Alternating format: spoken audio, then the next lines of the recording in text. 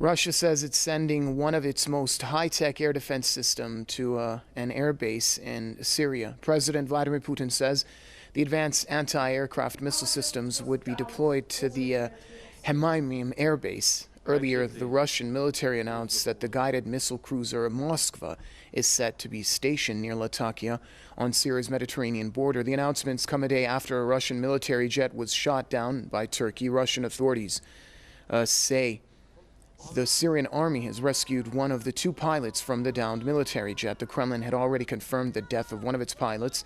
This is while the Turkmen militant group fighting the Syrian government earlier claimed to have killed both Russian pilots. Seek and destroy.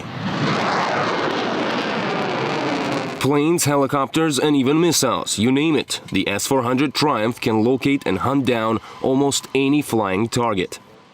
First, the target is spotted and identified. Then the system starts monitoring it, or following its course. Then the command makes the call to either eliminate the target or not. After getting the green light, the system opens fire. One of the strong suits of the system is its mobility. It can literally create full-scale air defense anywhere on the ground within minutes. Preparation takes not more than 5 minutes, and everything's done by 3 people, 1 officer and 2 conscripting soldiers. The system can shoot down objects as small as a soccer ball, even if they're flying at supersonic speeds.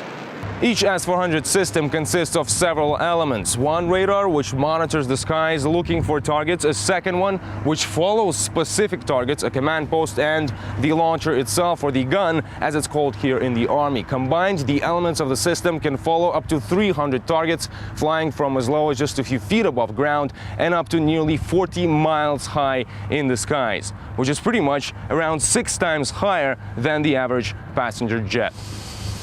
The first S-400 systems are already in service, and along with the older S-300 and Panzer S, protect the skies over Moscow, St. Petersburg, and the central industrial region of Russia.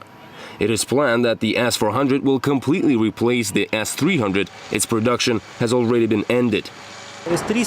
The S-300 is capable of intercepting targets not higher than 30 kilometers, which isn't enough since we're only covering small areas.